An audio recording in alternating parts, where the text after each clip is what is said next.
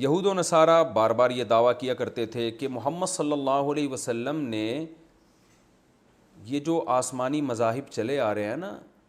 یہودی کہتے تھے کہ صرف ہم برحق ہیں جو ہمارے پاس دین ہے، اس کے علاوہ کوئی دین ٹھیک نہیں ہے۔ عیسائی کہتے تھے ہم برحق ہیں۔ تو قرآن میں یہ پورا رکوع ہے نا، اس کا حاصل یہ ہے کہ اصل میں حق کسی خاص شریعت کے ساتھ خاص نہیں ہے، بلکہ حق کی ڈیفینیشن یہ ہے کہ جس وقت اللہ کا جو حکم ہو اس حکم کو فالو کرنا،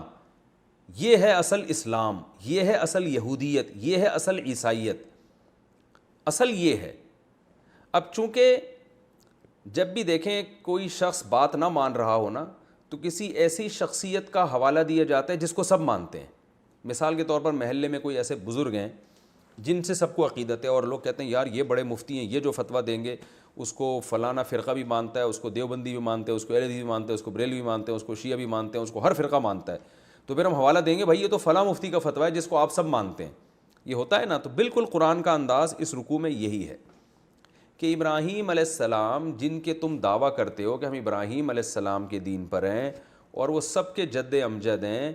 تو ابراہیم علیہ السلام کا جو اصل مذہب ہے وہ یہودیت یا عیسائیت، موجودہ شکل میں جو یہودیت یا عیسائیت ہے وہ نہیں ہے، بلکہ ابراہیم علیہ السلام کا جو اصل دین ہے وہ کیا ہے کہ جس وقت اللہ کا جو حکم ہے اس کو پورا کیا جائے۔ تو اس معیار پر محمد صلی اللہ علیہ وسلم اور آپ کو جو فالو کرنے والے لوگ ہیں، مسلم ہیں، وہ اس معیار پہ پورا اتر رہے ہیں۔ لہذا ابراہیم علیہ السلام کی شریعت کو فالو کرنے والے یہ ہیں، یہود و نصارہ نہیں ہیں۔ تو یہود و نصارہ کو یہ باور کیا جا رہا ہے کہ تمہارا اس ابراہیم علیہ السلام کے جو اصل دین ہے ان سے کوئی رشتہ نہیں ہے، لہذا تم جو لوگوں کو کہتے ہو نا کہ یہودیت میں ہی نجات ہے اور عیسائیت، یہودی کہتے تھے یہودیت میں، عیسائی کہتے تھے عیسائیت میں، تو تمہارا یہ دعویٰ غلط ہے۔ اصل نجات اس میں ہے کہ جس وقت اللہ کا جو حکم ہو اس کو فالو کیا جائے۔ تو اسی بات کو اللہ نے بیان کیا، وَمَن يَرْغَبُ عَن مِّلَّةِ إِبْرَاهِيمَ، تم خود سوچو کہ جو شخص ابراہیم کی ملت سے اعراض کرے گا وہ وہی شخص ہو سکتا ہے جو دنیا کا سب سے بڑا بے وقوف ہو، جو اپنی ذات کے اعتبار سے بے وقوف ہو، کیونکہ مشرکین بھی ابراہیم علیہ السلام کو مانتے ہیں، مکہ کے مشرکین، یہودی بھی اور عیسائی بھی، تو اس پر تو سب متفق ہیں اور مسلمان بھی۔ تو اتنی بات تو طے شدہ ہے کہ ایک ایسی شخصیت جس کو سب مانتے ہیں، جس پر سب کا اجماع ہے،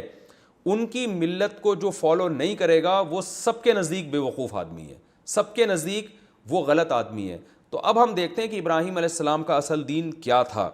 تو پہلے اللہ نے ابراہیم علیہ السلام کی فضیلت بیان کی کہ وہ سب کے نزدیک بزرگ کیوں ہیں اور سب ان کو فالو کرنے کا دعویٰ کیوں کرتے ہیں، اور ان کے دین سے اعراض کرنے والا پرلے درجے کا احمق کیوں ہے، اس کی وجہ بیان کی جا رہی ہے۔ وَلَقَدِ اصْطَفَيْنَاهُ فِي الدُّنْيَا، اس لیے کہ ہم نے ابراہیم کو دنیا میں ہی منتخب کر لیا امامت کے لیے، کہ سب کے امام کون ہوں گے؟ حضرت ابراہیم علیہ السلام۔ یاد رکھیں ہر پیغمبر امام ہوتا ہے، یہاں ابراہیم علیہ السلام کو اس لیے امام بتایا جا رہا ہے کہ ان میں امامت کا عنصر دوسرے پیغمبروں سے زیادہ ہے، کیونکہ ہزاروں پیغمبر آپ کی اولاد میں پیدا ہوئے ہیں، تو اس لیے اللہ نے ان کی امامت کو الگ سے ہائی لائٹ کیا ہے۔ تو اللہ فرماتے ہیں ہم نے آپ کو دنیا میں بھی منتخب کیا اور آخرت میں بھی آپ کا شمار نیک لوگوں میں ہوگا۔